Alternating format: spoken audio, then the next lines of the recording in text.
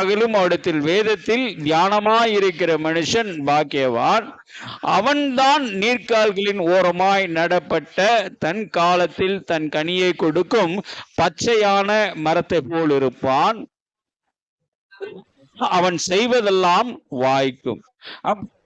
நீங்க தேவனுடைய ஆலயத்தில் பச்சையான இந்த 52ஆம் சங்கீதத்தில் சொல்லப்பட்ட ஒரு ஒலிவ மரத்தை போல காணப்படுவீர்கள் என்றால், நீங்கள் இந்த வருடத்தில் மாத்திரமல்ல, உங்கள் வாழ்நாள் முழுவதும் நீங்கள் செய்ய நினைப்பதும் செய்ததும் ஆசீர்வதிக்கப்பட்டிருக்கும்.